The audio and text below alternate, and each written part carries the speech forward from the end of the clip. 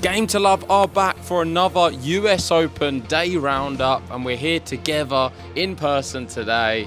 And the big story is Carlos Alcaraz looking good. He wins in straight sets. Novak Djokovic suffering maybe a few injuries, but he gets through his match. Rybakina losing to Vondrousova, killing my bracket completely. We're going to be speaking about it and everything else.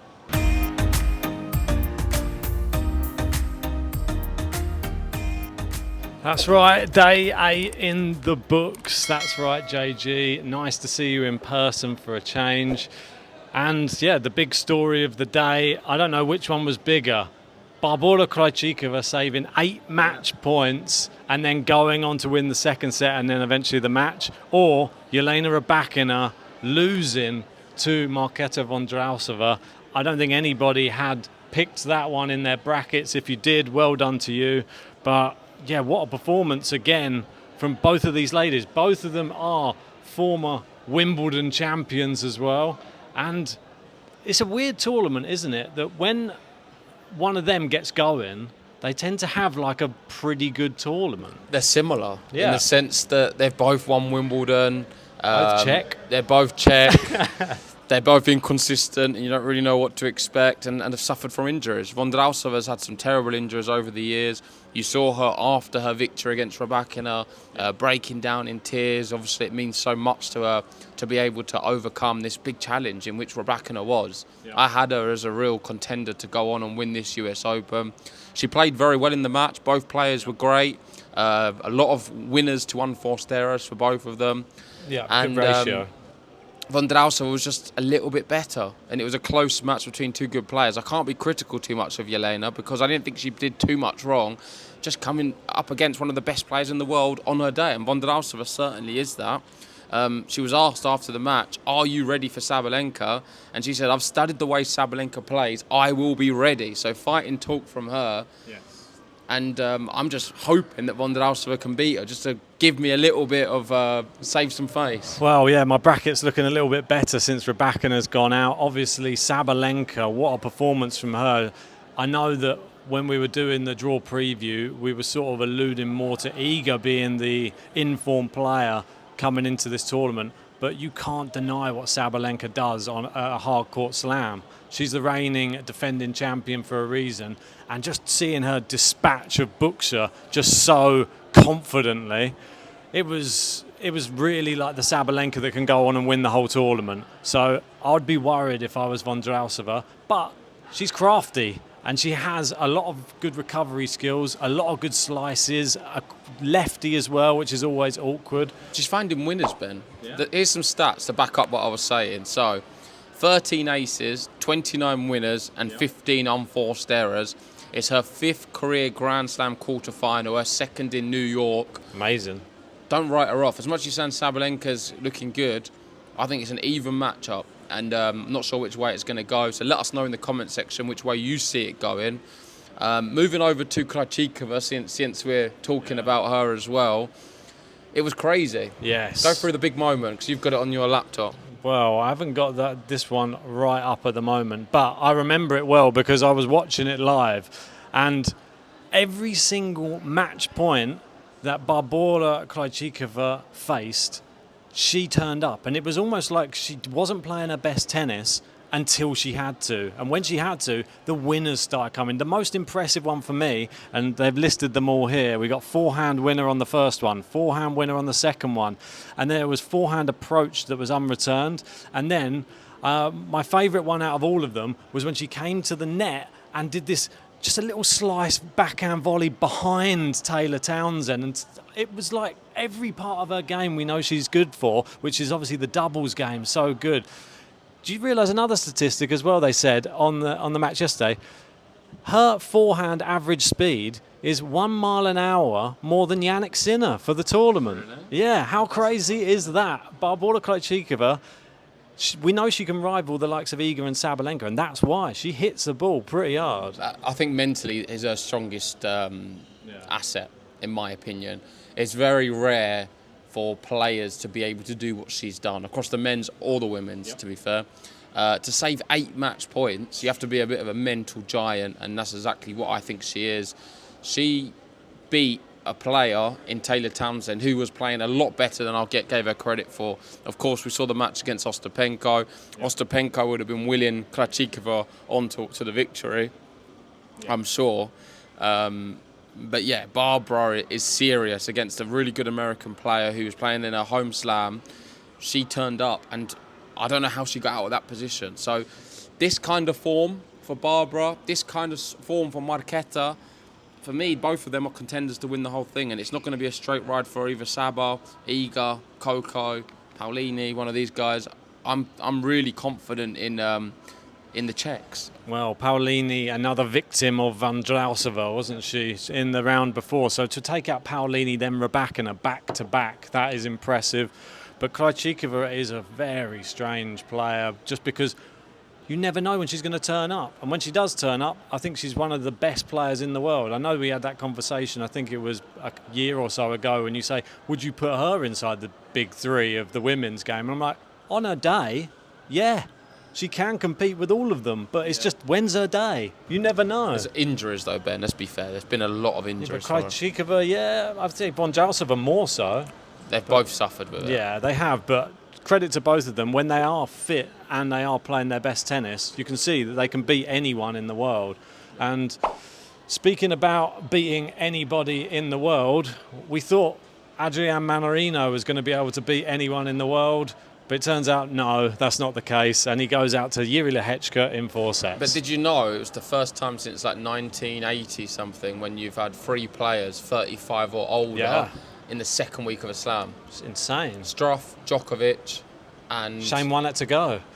The one you just said? Yeah, Mannarino. Well, 2 have gone now. Yep. So Djokovic remains, as always.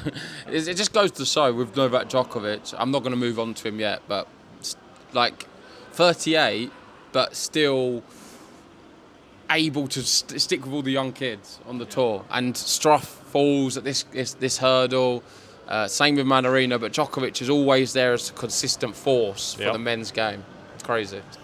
Exactly. I feel a bit sad that Mannarino's gone, to be honest, but I thought his days were numbered, obviously, against Ben Shelton. He said he only won because Shelton got injured, really, and that he didn't think that he would have won the match if he was fit. He's lost to Lehečka. I think he's had a great tournament regardless. Mannarino, somebody who is so unconventional, completely different to everyone on the tour. Only ever uses one racket, never changes it throughout the whole match. Has his string tension just completely different to everybody else on the tour. Just a bizarre player, but a brilliant addition to the tour. Lehečka through. He is obviously going to face Carlos Alcaraz in the next round, which is going to be super exciting because now I think this is some player who can actually hit with Alcaraz and on a consistent level. Do I think he can beat him? That's another question altogether. I mean, it's going to take something like dramatic to be able to beat Alcaraz right now. Yeah, I mean, Alcaraz has reached the final of his last 7 tournaments. He is very much in form and he's playing extremely well. His record since Rome is 34 wins, 1 loss. So it's not going to be straightforward beating Carlos Alcaraz. We saw the behind the back shot from him, which everyone's speaking about. Let us know what you thought about that. He's showing off. He's enjoying himself. He's feeling himself. Did it twice. He's loving it. He's just feeling good. And a Carlos Alcaraz who's showboating, I don't think is the best idea, because I feel against the Jannik Sinner, it has to come out the window. You're fighting for your life on the court against Jannik. So you can do all this now, but when it comes to it, he's going to have to rein it in a bit. But there's no disputing his talent. I mean, this is a top player, like one of the big 3 level players in Carlos Alcaraz. And I still is finding it hard to call the one between him and Alcaraz, Sinner, if we get it in the final. Yeah, especially if he keeps playing the way he's playing. He obviously has not dropped a set so far this tournament. We've seen 2 bagels from him. We've seen a breadstick from him. His hair's growing back as well. His hair's nearly grown back all the way. I want him to shave it off again before the final if he gets there. But obviously, there's still 3 matches to be played. The quarterfinals are the next one to be played. And him being so young, I think he He's closing in on Bjorn Borg's record, I think, of most wins, and he's got 81 now. Obviously, Bjorn Borg's got 85, so it's quite possible he could take that record. And he is on a collision course right now with the man you mentioned earlier, Novak Djokovic. He is 38, but he plays another like a record youngster. for him. Yeah, did you see that one? Another quarterfinal. Do you know how many that is now? So seasons reaching all 4 Grand Slams quarters. It's been 9 seasons for Novak Djokovic, where he's reached the quarters of all of them. Roger Federer previously had the record in 8, and he was tied with him. Now he's 1 in front of Roger, and it's another one he's out on his own. I mean, Novak Djokovic, I feel like every round he's breaking some kind of record. Yep. And of course, he'll be very pleased that he's going to be playing Taylor Fritz. Yes, this is it. And he was asked about Taylor Fritz, obviously, in his post-match presser. He said he's not looking past Taylor Fritz. He said now he's at this stage of his career, people keep asking him about number 25, but it's not wise for him to even look beyond this next challenge, because he knows that this body can only push so far. Taylor Fritz is a great matchup for him. He doesn't think Taylor Fritz is going to have changed that much of his game, and that's probably a good thing for Novak Djokovic. He said he knows Taylor Fritz's serve is good, his forehand's good, and he said the biggest improvement Taylor Fritz has made in his game is his movement around the court, and he's noticed that Taylor Fritz has become a lot more formidable since he moves better for a big guy.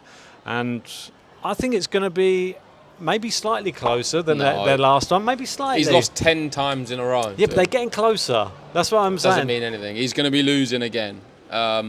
Taylor Fritz, he can't handle him. He can't handle Novak Djokovic. It's the best matchup for Novak Djokovic, apart from probably Gael Monfils. And he did mention him as well in the press conference. I mean, it's just one of them, isn't it? It's a dominating matchup. He said you get like a bit of both pressures, though. He said you get the pressure of everybody expecting you to win, and I don't think Djokovic is going to feel that pressure playing Taylor Fritz, expecting him to win. It's not even a final for him; it's a quarter-final. Yeah. I don't see any problems Fritz at all. Was the finalist last year.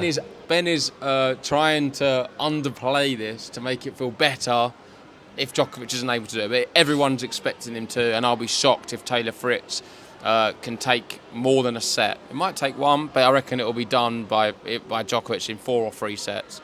Yeah, and I don't see any other alternative. Not a 5-setter, maybe? Potentially, but Djokovic is winning. It doesn't really matter which way you dress it up. For me, Djokovic will win that one. Of course, I wanted to pose to you. Obviously, he's 38. We keep saying about it. Yep. He has a medical timeout, or the trainer gets called pretty much every single match.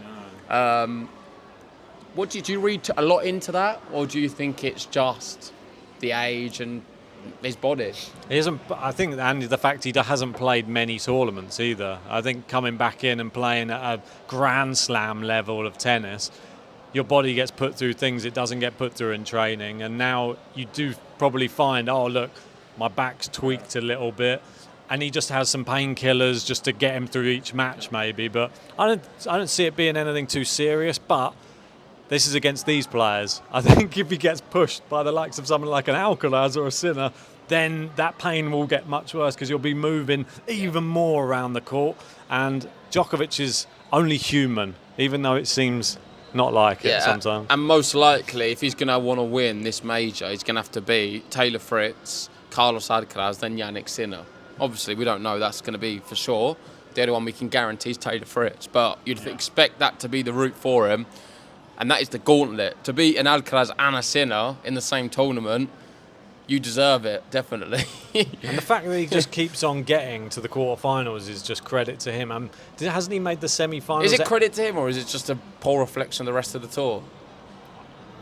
Maybe a bit of both. But I think they should be doing better as some of these other players, like your Zverevs, your Medvedevs. They should be doing a little bit better. Yeah, you've got to have a look, haven't you? I mean, if you see that other players have managed to overtake Djokovic now, but they can't, that is a poor reflection on them, because they haven't managed to level up to a point where they're better than Djokovic. They've been left behind a bit. Than an ageing Djokovic, who has now been to, 3 semi-finals at Slams this year, and That's another quarterfinal. Could be another semi-final again. So he's definitely, for me, I know we said coming in, is he the second or is he the third? You thought he's even lower than third. You said Shelton was above him in the pecking order. He got injured. I said Djokovic, for me, could even be potentially number 2. But that was a bit of a thing. I think we're all sleeping on Bublik, and he's going to be playing tonight. Well, that is a good point there, JG. Doesn't get broken, Sasha Bublik. And he'll be playing Yannick Sinner at midnight UK time. So let's have a little look to some of the matches we've got. So Sinner, Bublik, like I mentioned, we've got Musetti, Munar, Felix Rublev, and Ridi Dimonor. Yep. The big one I think is the best one has got to be the Yannick Sinner one. Oh, definitely. I can't wait to see how Bublik takes this match and how he brings something different. Does he do something different to how he played him in Halle or how he played him at Roland Garros? Like, what are the tactics going to be? Because don't forget, Yannick Sinner wasn't perfect in his last match, so that's got to be a positive for someone like Bublik. Well, Bublik, I think, can definitely take a set, maybe 2. So 2 sets. I don't you know. heard it here first. No, it's going to 5. I actually am big on Bublik. I think he's been one of the best performing players this year, and he's in a good bit of form at the moment. With regards to the women's matches, we've got Kostyuk Mukova, Osaka Coco Gauff, Anisimova Haddad Maya, and Alexandrova Iga. And on that one, of course, all eyes are going to be on Naomi Osaka Coco Gauff. Yes. I still think that Naomi Osaka can beat her. She definitely can beat her. I'm putting it on record on today's episode. Yeah, tell us your prediction in that comments section. I'm going to stick with Gauff for now, but I think it's going to be 3 sets guaranteed in that match. It's hard to pick. It's like a 50-50 match, but I'm going to stick with Gauff because it's in my bracket. You're going to go with Osaka. We're sticking to our guns. No one's ever spoken. Well, say no one's ever spoken at this tournament about. We haven't spoken about Alexandrova once. I don't think she won her last match 6-love, 6-1. I know. So is she a danger to Iga? No. Okay, there you go. Heard it first. That's a nice, quick, short summary from JJ. No, I just don't think so. And we got Anisimova, obviously, doing very well at slams, Wimbledon finalist. Now she's up against Haddad Maya, who's having a bit of a resurgence. Do you expect Anisimova to get it done again? Not so sure on that one. I think it's tight. I'm not putting my neck on the line for it. I'll go Anisimova. I think she gets it done in this one. I would edge towards Anisimova as well. Yeah, I think that's the wise choice, considering how dominant she's been. It's in America as well. I think she's going to have a lot of love there. I think she'll get it over the line. Probably straight sets as well. I'm going to put my neck on the line there with that one too. We're both going for Djokovic and Alcaraz to get through to the semi-finals to meet, I'm guessing. Yeah. And on the other side, I can't look past Sinner. I'm going to have him Musetti to beat Munar, I think, as well. And then it'll be Dimonor, and I'm going to go Rublev. Okay. Well, we'll do a proper quarter-final prediction video as well. I know you're saying the round before some of them ones, right? Yes, That's today's ones. Exactly. But we'll do a after today, we're into the final stage. Yep. So we'll do a video giving our thoughts on all of our quarter-final predictions. And, yeah, you can play along at home in the comments section. But I think we'll wrap it up there for this episode. If you haven't already, please hit the like button, subscribe if you're new. Apologies if the sound's not great. We're trying to do our best on our work break. And yeah, we'll see you tomorrow. Probably in person again. I'm not sure. We'll have to wait and see for another episode. See you then.